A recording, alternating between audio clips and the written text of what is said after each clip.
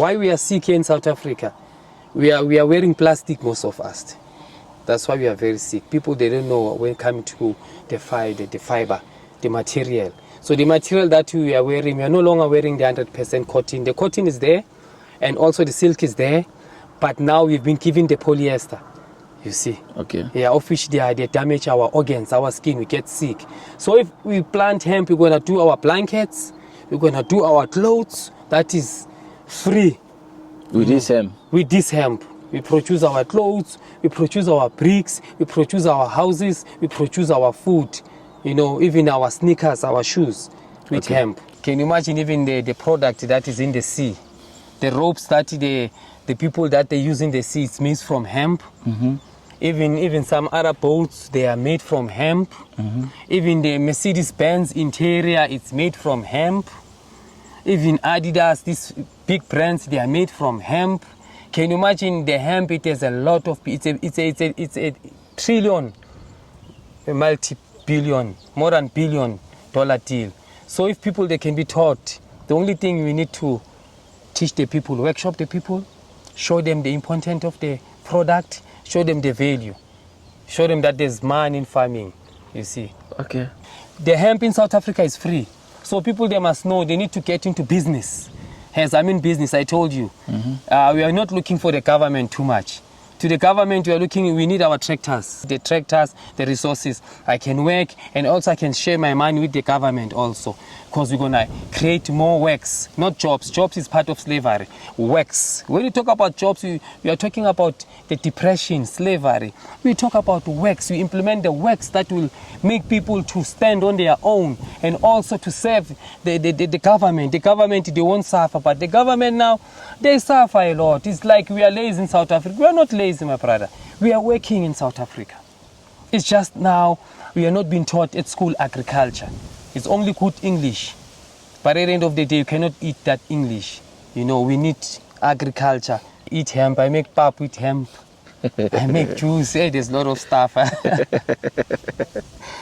Yes, my lord. Blessed. Touch your heart and say blessed. Blessed. My name is Honorable Prophet Ntotomzi. I'm the member of the EABIC, but right now we are about the greatest industry, about the hemp farming here in South Africa. So hemp has been there, as we know. Yeah, but since it was decriminalized and the government gave us an opportunity as the citizens, as the people of Gauteng and South Africa as a whole.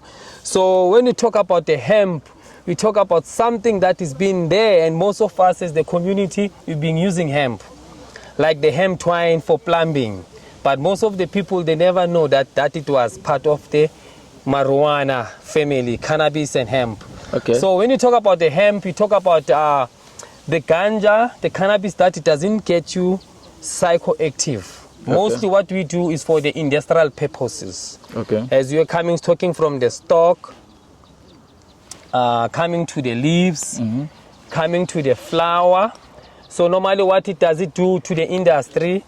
The flower, we normally produce, what can I say, the holy cigarette. Holy cigarette? The holy cigarette. The holy cigarette is the one that has no nicotine. Ganja is good. It's not, people want to smoke, you can make cigarette with the flowers. Mm-hmm. Also, you can extract for the extraction of oils, mm-hmm. What you call CBD. Okay. Yeah, you can get the CBD from the hemp and also from the seed.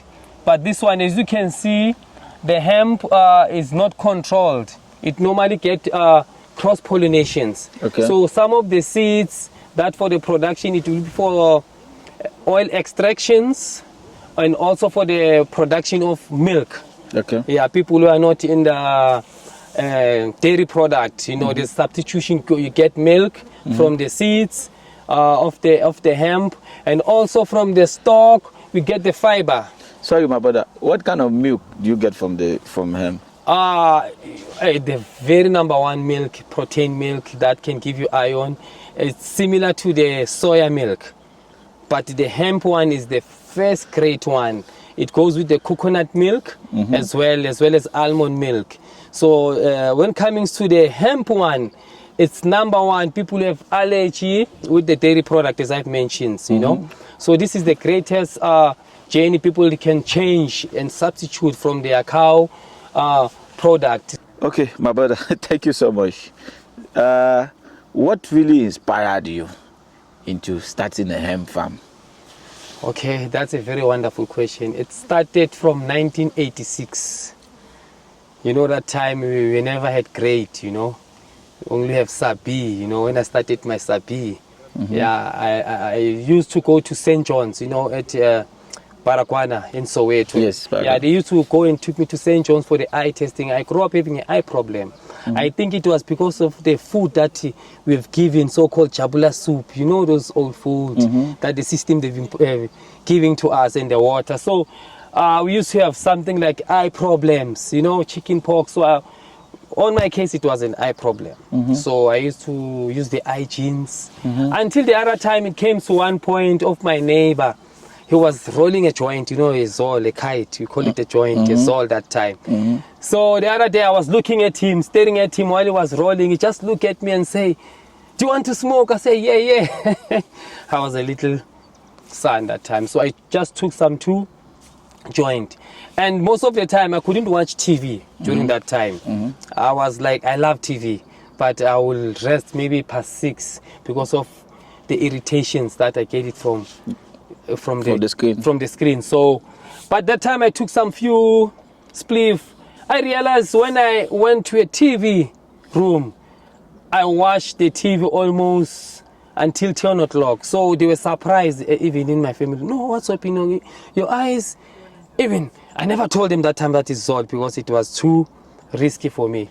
So the other day when times goes on, my eyes come back again, you know, having a problem now. They have to take me to St. John's. I say, no, I cannot use the glasses because I've seen what the glasses do, you know, to some of my friends, because they put those glasses, you see, most of when the years goes in, you can't even see without the glasses. So I took a joint. While I took a joint, it was December. My family, they went to a holiday. I was left in my yard. I took a joint, some little spliff. From then, my brother, I never had a problem of eyes till today. Since from that time, 87, 89, I was fine, my brother, till up until today. So I was introduced to marijuana at a very early stages. And so we are able to process it from the roots. The roots, we're helping people who have a base chakra problem, prostate cancer, stuff like that. Okay. Yeah, we regenerate the generator, we bring it back to life with the roots. Okay. Yeah, and also when it comes to the, as I've told you, to the leaves, we can also extract some juice, like juice. We make a juice, marijuana juice. Marijuana juice. Yeah, hemp juice actually. Let me just call it proper. It's a hemp juice that we get it from for this tree. So what do you use that hemp juice for? That juice we use to detox. For detoxification? Yeah. If maybe you have a poor lack of iron, calcium and zinc, stuff like that, you can fertilize your system. Yeah, so and also when coming to the stock, we also get the hempcrete. You can build a house out of this tree. You build a house? Yeah. What house? A hemp house? Yeah, I mentioned a very serious big mansion. Hemp mansion? Hemp mansion, you can make sofas, your home kitchen units. You won't end up smoking your house? No. Even this, it's fire free. I can call it like that. You know what's important about the hempcrete, ne? If even your house, maybe you get one of the room get fire. You know that fire, it won't expose to another room. It will just end up right there, and it won't even burn even the walls because it's fire resistance the way it is being manufactured. So there's a lot of industry for the people of South Africa, even Africa as a whole. You know, there's a lot of work that can be created for our communities.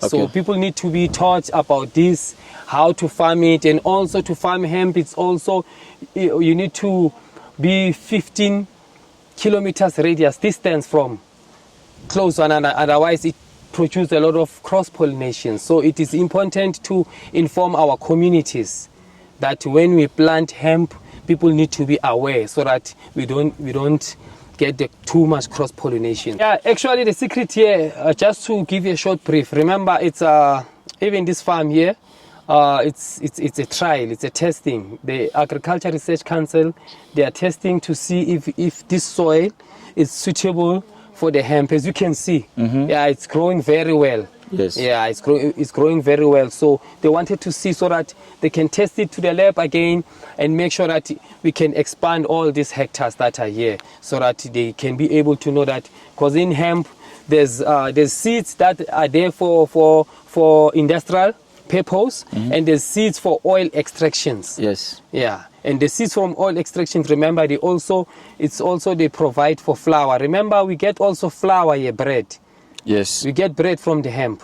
So a hemp, it can make almost 50,000 uses. Can you imagine? Okay, that's amazing. So hemp. How is it planted? Hemp, it's easy. It's easy to plant it. As you can see, let me just show you to these ones.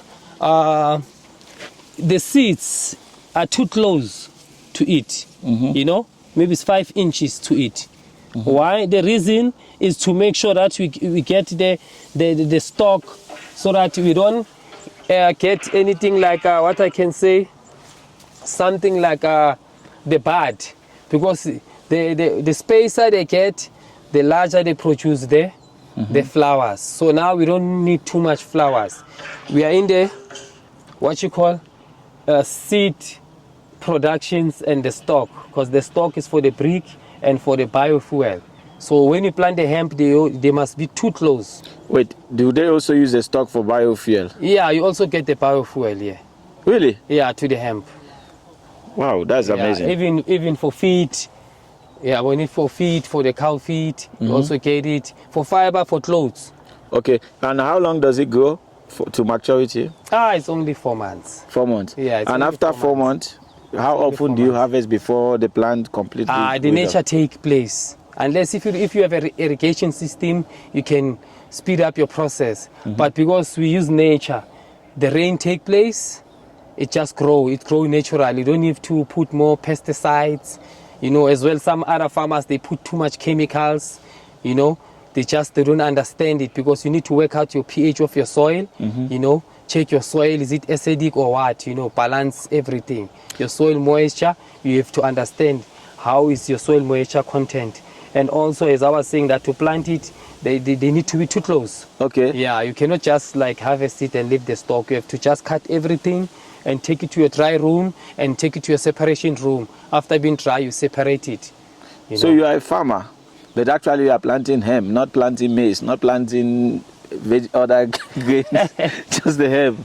Yeah, it's not only a hemp. Remember, I'm in the grain field. Yeah, because we are busy basically with the finger millet and the sorghum. So we have the porridge that we produce out of the hemp. Okay. Yeah, so the porridge that we produce, we normally test it at the VUT, the Valley University of Technology. Okay. So it's where we test some of this product, okay, take it to the lab, process it, we do our coffee, we do our mealie meal. So for someone who is interested in this business, who want to go this, are there some certification or procedure they need from the government, or anyone can just start going hemp? According to the legislature, you have to apply for the hemp, and also you go to the DART office. There's DART Office of Agriculture. You apply for your hemp, then they process it, then they come to your land.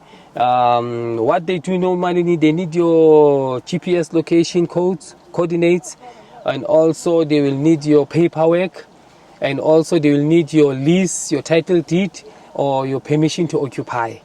That's how you get your hemp permit. Depending on your application, you can say when you tick that this hemp, is it for research or is for commercialization? Because like us, we go to commercialize. That okay. As I told you, the flowers here, we're gonna we call it the holy hemp, holy cigarette. I cannot say holy hemp. Yeah, I can say holy cigar. Holy cigar. Yeah. Okay. You also get the CBD oil from this, apart from the seeds. So you can smoke it, you know, on your private space, you know. Yeah, but you cannot just go and smoke in the street, but on your private space. Yeah, but hemp is free anyway. Okay, in terms of the market, I know there is a huge market for cannabis or hemp.